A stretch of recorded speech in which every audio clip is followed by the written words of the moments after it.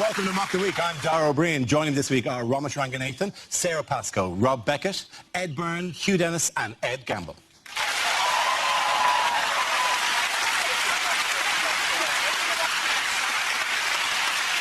We start with a round called If This Is the Answer, What Is the Question? On the board are 6 categories.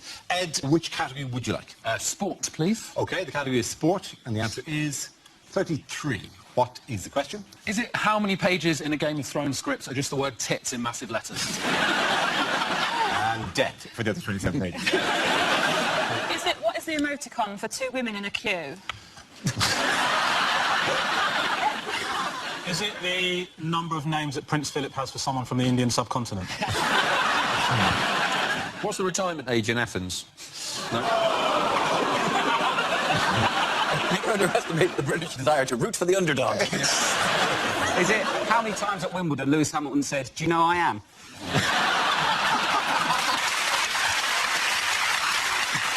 Is it, as an Irish person living in Britain, what is the most hilarious house number I can have?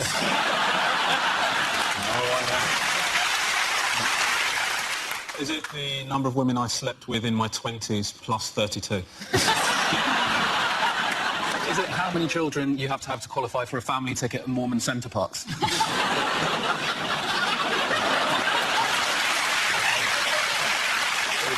Is it, after how many miles did one of the proclaimers ask if they were nearly there yet?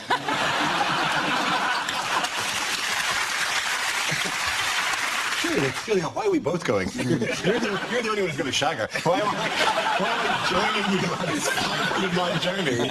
You promised me she had a friend. Is that right?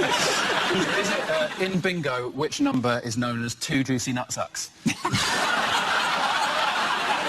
You never look for that to come out anyway. Why do you have to qualify that they're juicy? Well, if you look at them, they are, aren't they? You know? They're plump. What I'm saying is, if I was choosing an adjective, I'd go, like, hairless. That's why you're not allowed to call bingo anymore, mate. Is that you got sacked from your job as a teacher? We're doing bingo again, kids! Creepy bingo with Uncle Ramet. Is it, in the original script, how many times did you have to say Candyman before he appeared? The minicab says that it's 5 minutes away. How minutes... Holy! Don't talk bad about Uber.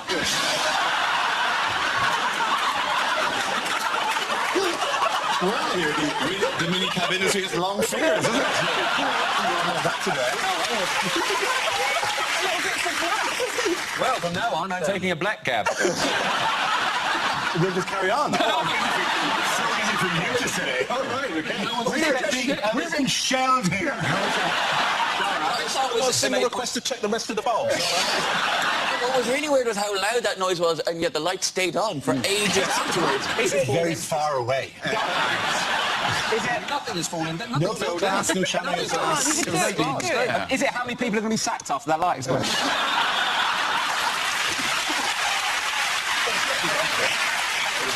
Okay, so you actually tell me the correct answer so we can finish this thing and get somewhere safe.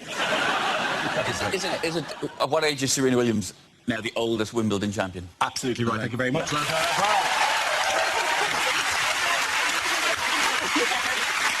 Yes. The question I was looking for was, how old is the new women's Wimbledon singles champion Serena Williams? Williams, who turns 34 next month, became the oldest player to win Wimbledon in the open air when she defeated Spaniard Garbiñe Muguruza in the final on Saturday. Were you all watching Wimbledon? Do you enjoy Wimbledon this year? I'm just a bit nervous of saying anything.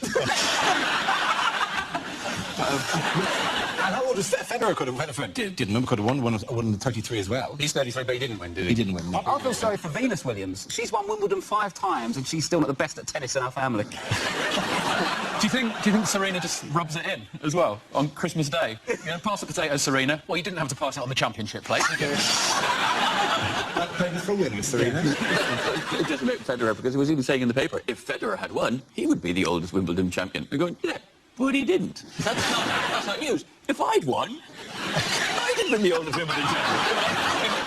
I fancy her, but I find her a bit scary. She's so big and strong, and imagine her grip. She'd pull it off. Are you talking forehand or backhand? I'm wondering now, it's how you can say something like that and the light doesn't explode. Djokovic, so he's the guy who won the men's, Yeah. and then he ate a tiny bit of grass Did you see this? And Yeah. and apparently he promised himself when he was a child that that's what he would do if he won Wimbledon. But I don't think that we should start keeping promises we made to ourselves as children. No. Or I would be living in an ice cream van, fattest ballerina in the world, married to my dad. He's probably quite the catch. I've seen a documentary about that on Channel 5. The coverage of it was quite celeb heavy. They really have gone big on What I it. really wanted to happen there, so Benedict Cumberbatch was watching, Hugh Grant was watching, and what I really wanted to happen was towards the end of the fourth set, when it was obvious that Djokovic was going to win, if Benedict Cumberbatch leaned across to Hugh Grant and said, I think that's it for Federer, and Hugh Grant replies, no shit, Sherlock. Lovely name. Lovely name. I have to say, I hated it when there's comedians in the audience, particularly when they're in the Royal Box, because my wife loves the tennis, absolutely, and she's glued to Wimbledon every year, and every time it cuts to the Royal Box, it'll be like Michael McIntyre or Stephen Fry is in there. I can just feel my wife's eyes on me, like, if you were just a bit funnier.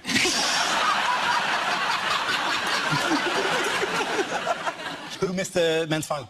Oh, I love this story. Lewis Hamilton, he was like bragging on Instagram with pictures of the invitations to the Royal Box, and then there was this empty chair, and I think the commentators were, where's Lewis Hamilton? And apparently he turned up not in the right clothes. So I'm just picturing him like getting straight out of a racing car, wearing his helmet and walking up being like, what? And putting down his visor to hide his tears. Yes, there was a cosy arrival. He wasn't wearing a jacket, and he wasn't wearing a tie. Why did he have to miss the whole match, though? Because if anyone can drive home quickly and grab a tie and come back... He can change in 7.8 seconds. I mean, It's just royal etiquette, though, isn't it? you don't really laughing at Lewis Hamilton because we know Lewis Hamilton, but this is just then coming down on the side of the man going, I don't care who you are. You're the world driving champion. Well, I'm the subhead of the Royal Box Seating Committee. So who's got the real power now, Mr. Vroom Vroom? There's a lot of royal etiquette like that. So it is a royal rule that you are never allowed to turn your back on the Queen. You know? I don't know why. She's very unlikely to nick anything. She's making it very difficult for her chauffeur. Yes. Does she sit on his lap?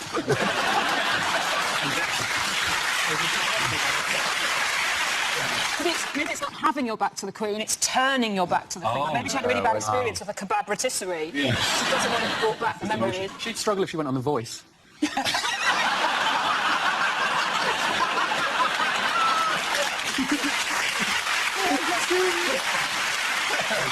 In other news, what new tax are doctors demanding?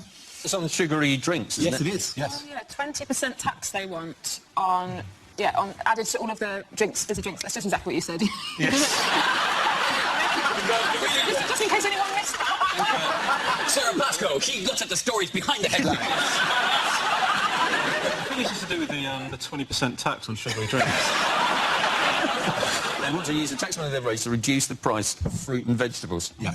Do you know, it's just such a crap idea, because 20% off a turnip doesn't make a turnip any more attractive. What? 70 pence? Yeah. I don't think so. I think I'll have some cauliflower instead. Well, they say it's because of obesity, innit, and tooth decay, and I'm on 16 cans of Coke a day just to get mine smaller. Perfect teeth, and you need to stop putting yourself down. Really beautiful teeth. They're ridiculous.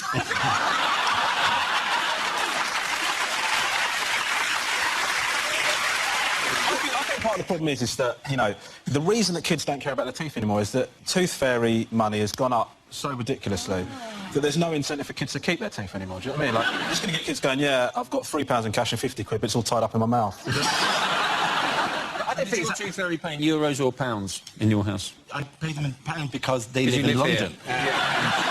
So that would be unnecessarily confusing. You know, good news! Angela the tooth fairy. I was arguing with my dad about the value of my tooth as a child. I'd lost a tooth, and my dad said, how much do you think the tooth fairy's going to give you for that? I go, I'd say 50p. And I was going, I don't think that tooth is worth 50p. That tooth is worth about 20p. And I remember saying to my dad, well, it's not up to you, it's up to the tooth fairy. But do you know, my dad correctly predicted.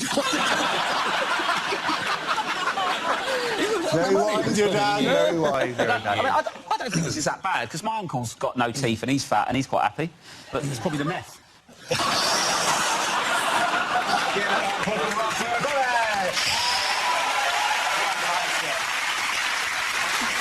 Now we play a round called Grand Slam. Thank you, ma'am. This game involves Rob Beckett and Ed Gamble, so if you could make your way to the performance area, please. This round is a stand-up challenge. I launch the wheel of news, and whoever chooses to stop, one of our performers must step forward and talk about that subject. Okay, here we go. Let's have a look at the first topic. First topic is health.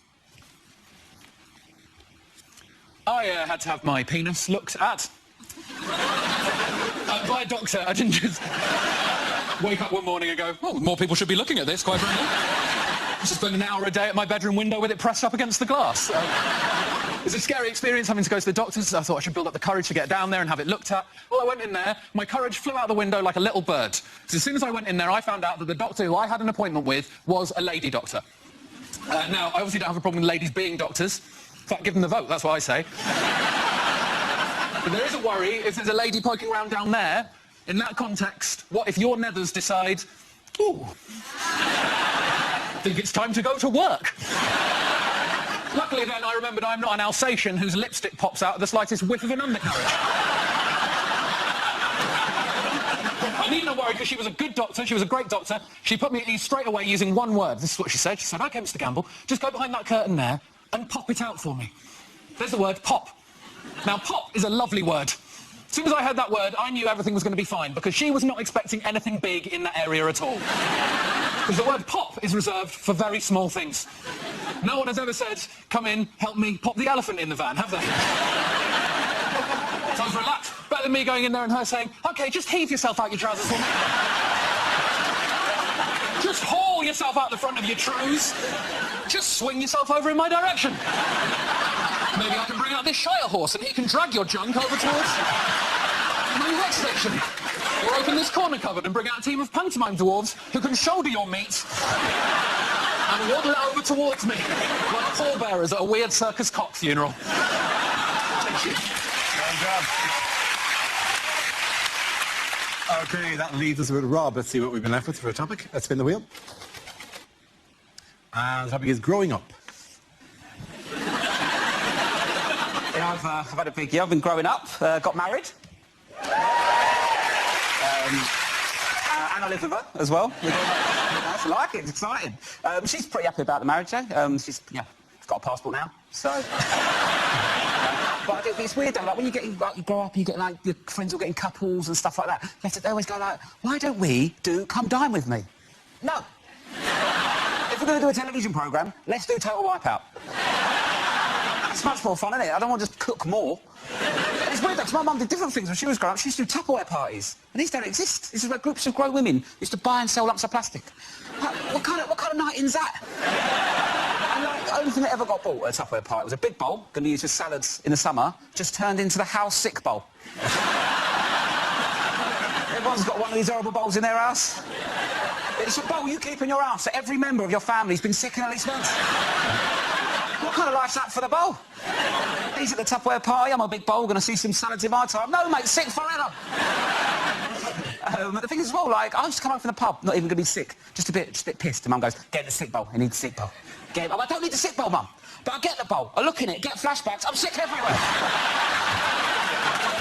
There's been 3 generations of sick in that bowl. It's the closest thing you've got to an heirloom. Well done, very good. Well done, both of you. Points up on Rob Allen. Come on back.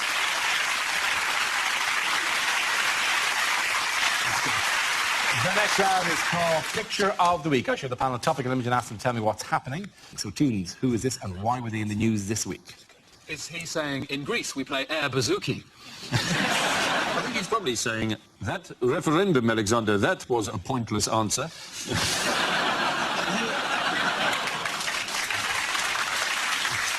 I think he's saying that I know we're in a lot of debt, but at least can I just have some water? Come on, people. Come on. I think he might actually be saying the worst thing is that the Germans have made me stand in this top hat. It looks like Angela Merkel's playing the piano while he sings. Sing to me. This is how you should earn back the money. Yeah. Sing it again. He looks to me, he actually looks at him, and even though Angela Merkel is looking at him, he looks to me like he's just got there and just like, I'll give that a few minutes about it. That's all this Greek food I eat. Or he's just going, sorry, can anyone pay for the cabbie? He's just waiting outside. Hurry up, immediately, Ronnie. It'll explode the light if you don't pay him. Nice to see Angela Merkel letting a guard down, though, isn't it? Come on, she's chilled out. She's dressed as a minion.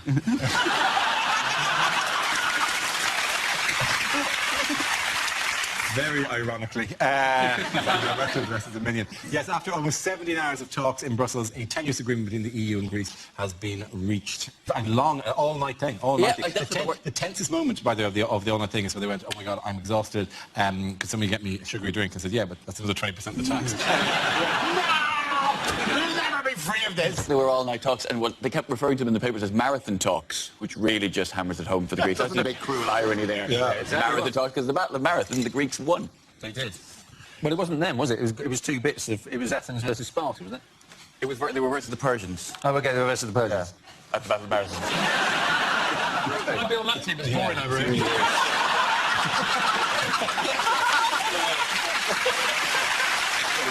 Any other terms, the various terms of the deal? Every time I read about it, there's mentions of the Eurozone, which just sounds like something from the Crystal Maze, and I get all excited.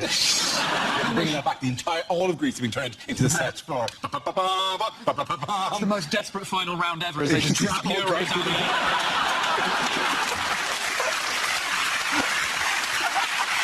30 seconds to save your economy.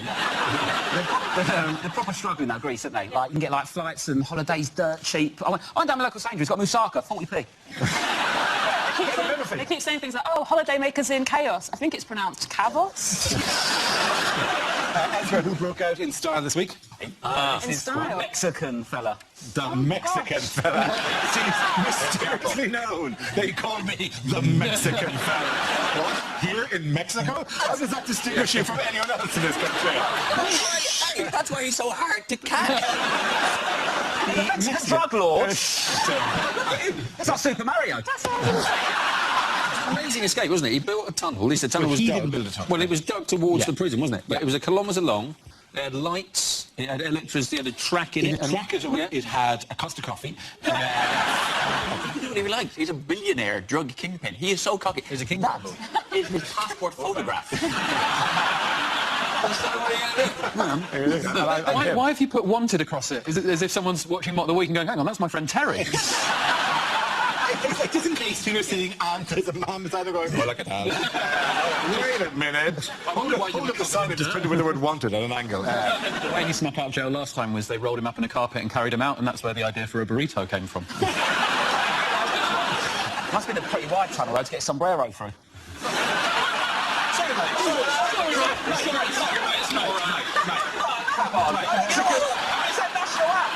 Ladies and gentlemen, the new host of Top Gear.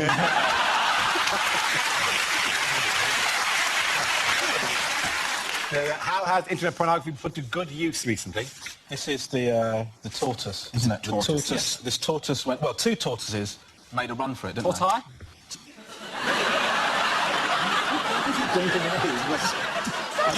Is it not tortilla? So these two tortoises, one of them returned very soon, but the other one had gone walkabout. They weren't sure what it Yeah. was. So this family, the kids, suggested that they play this YouTube clip of two tortoises like going at it, and then they played the sounds into the garden, and then eventually this tortoise came back. The family decided to play tortoise. It's a scene on YouTube, like nature documentary type footage of tortoises making love.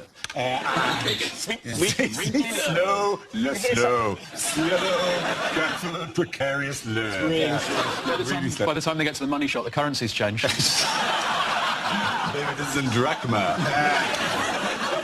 We can show you a small... Yes! clip, yeah. This is it.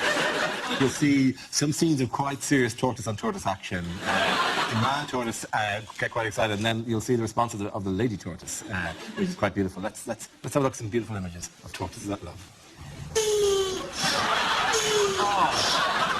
What is that?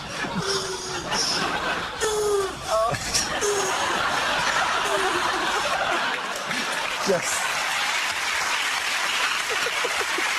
I know that that's tortoises. I know that that's tortoises, but can you see what it's like from our point of view now?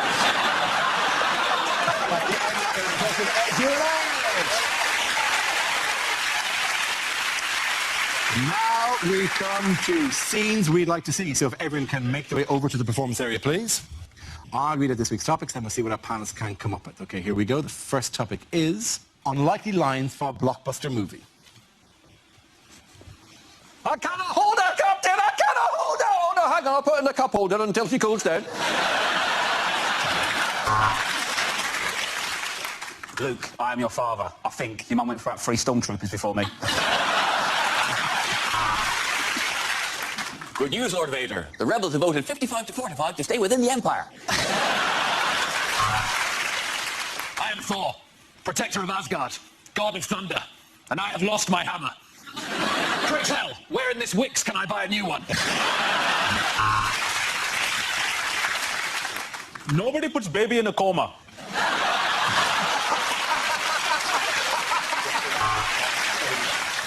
Is it raining? I hadn't noticed. And now over to Stuart with the sport. You're right, Frodo. This is an unexpected journey. We're on a replacement bus service.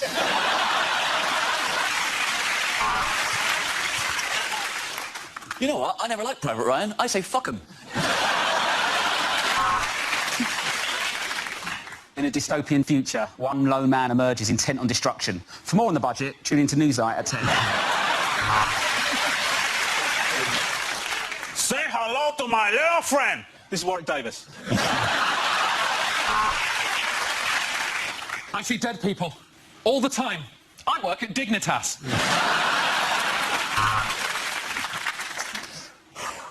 In all the Weatherspoons in all the world, he had to walk into mine. Tall fella, answered to the name of Dara. Said I'd recognize him from the back of a megabus.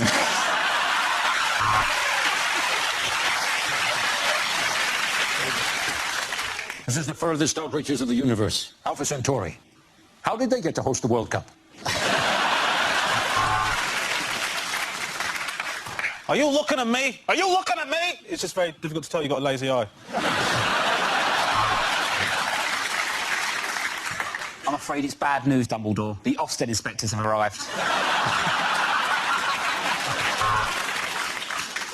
They brought the dinosaurs back to life. Welcome to the best exotic Marigold Hotel. What's wrong, Batman? Well, Robin's dead. Catwoman just dragged him in and tore his guts out. Left him at the front of me bed.